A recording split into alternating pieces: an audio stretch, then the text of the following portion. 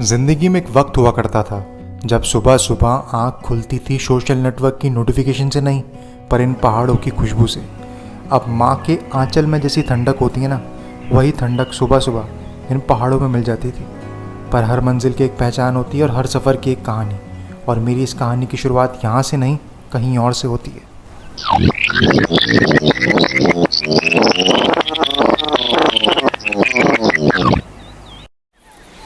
तो भाई साहब, बहुत दिन हो गए नहीं इन पहाड़ों की ठंडी ठंडी हवा में सांस लिए। अब इतने दिनों से हम देख रहे थे कि पहाड़ों से बहुत डरावनी न्यूज़ आ रही थी, जैसे कि landslide, cloud burst and mountains were not calling actually. But ladies and gentleman, this time सिर्फ आपकी रिक्वेस्ट पे, this is GB. Close your eyes, get some rest.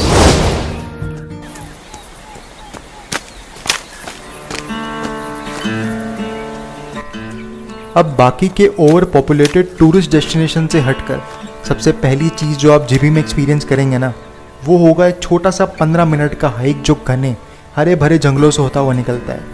Monsoon ख़त्म होने के जस्ट बाद जो हरियाली पहाड़ों में दिखती है ना, वो कभी और नहीं दिख सकती।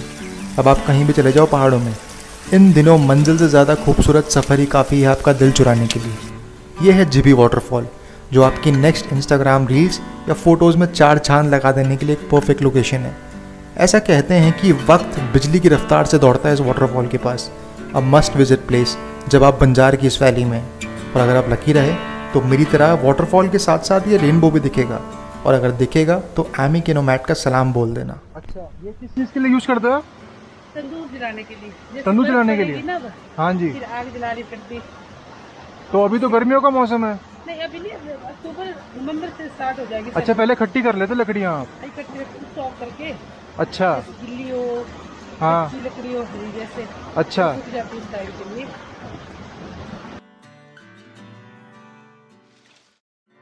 ओके ओके, ऑलराइट भाई साहब। तो भाई साहब, बाहर हो रही है बारिश और मैं वापस आ चुका हूँ अपने होम स्टे में।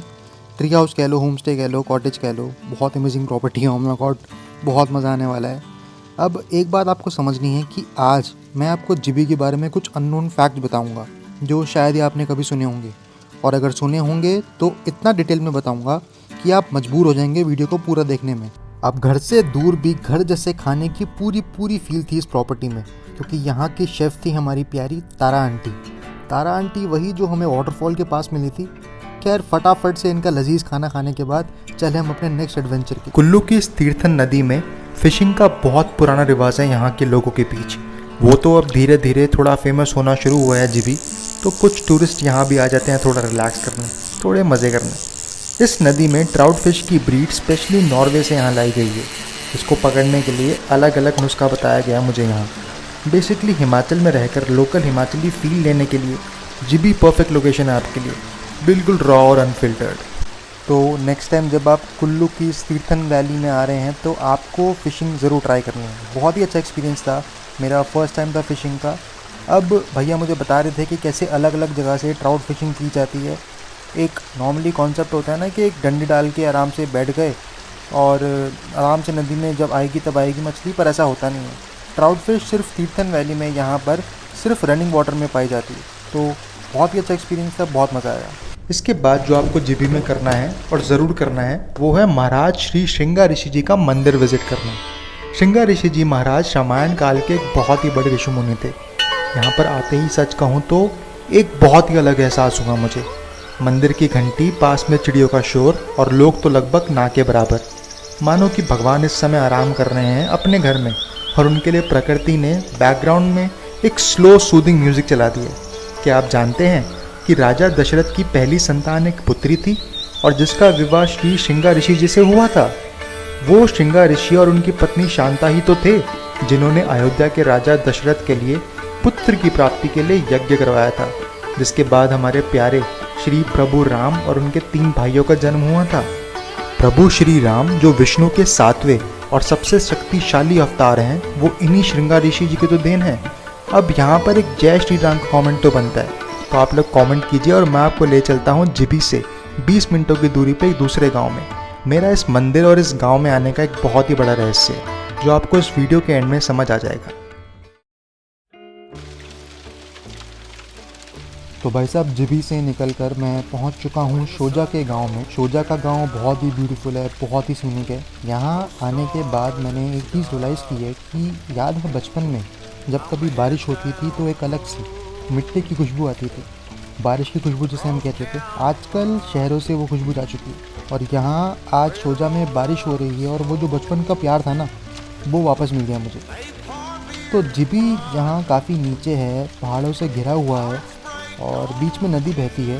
वहीं शोजा का गांव काफ़ी हाइट पर है। इस तरफ आने वाला मैक्सिमम टूरिस्ट एक लेक की ट्रैक के लिए निकल जाता है, पर मैं यहाँ से एक बहुत ही अलग जगह जा रहा हूँ। ज़्यादा लोग नहीं जानते इस जगह के बारे में। जलोरी पास से शुरू होती है 3 किलोमीटर की एक हाइक, जिसने ज़िंदगी बदल दी मेरी। जैसा कि आप देख ही रहे हैं कि जंगलों के अंदर से रास्ता ढूंढते हुए निकल रहा हूँ मैं अपनी मंजिल की तरफ। चलते चलते हर कदम के बाद कुछ एक अलग रंग, कुछ एक अलग व्यू मिलता था मुझे इस पूरी जंगलों की ट्रैक में। मैंने ये ट्रैक शुरू की थी 2 और लोगों के साथ, पर मुझे तो आप लोगों के लिए एक अलग अलग कैमरा एंगल से कुछ बढ़िया कंटेंट इकट्ठा करना था ना, तो मैं काफ़ी पीछे रह गया और बस अकेले ही चलता रहा इस डेंस फॉरेस्ट में।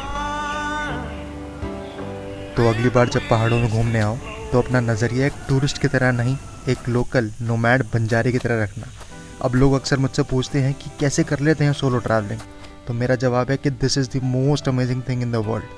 अब फ्री की एडवाइस है, लेना तो लो वरना जाने दो। अब पहाड़ों का मौसम तो कभी भी बेईमान हो सकता है, तो बस बैग में से रेनकोट निकाला और आगे बढ़ाया अपने सफ़र को। चलिए भैया।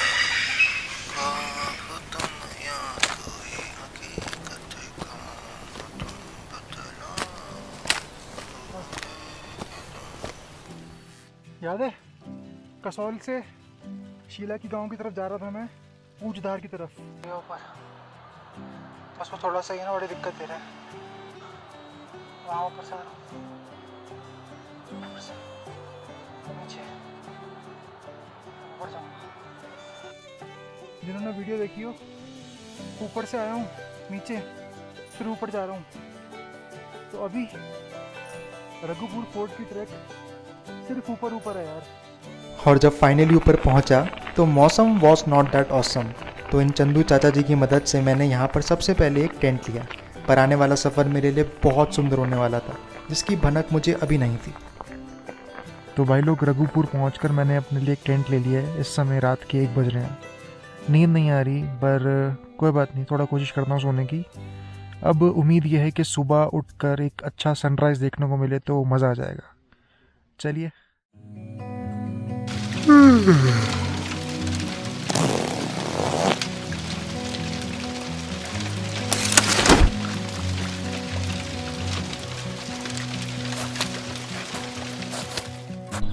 सनराइज़ तो नहीं मिला, पर जब सुबह सुबह 11,000 फीट की ऊंचाई पर अपने कैंपिंग टेंट से बाहर निकला तो नज़ारा किसी मैजिकल मूवी से कम नहीं था। अब प्रॉपर माउंटेन थेरेपी।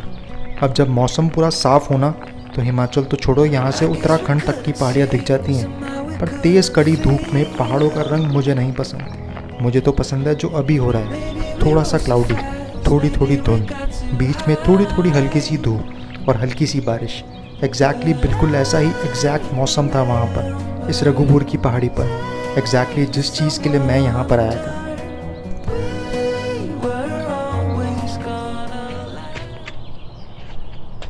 तो भाई साहब देख रहे हो, पहाड़ों में बारिश में इतनी मेहनत कर रहा हूँ, किसके लिए? सिर्फ आपके लिए। रघुपुर की इस पहाड़ी पे पहले एक किला हुआ करता था, जो पहले यहाँ के राजा और बाद में अंग्रेज़ों ने यूज़ किया। अब आजकल तो वो किला टूट चुका है, पर एक चीज़ है जो यहाँ पर उसी मजबूती और श्रद्धा के साथ खड़ी है।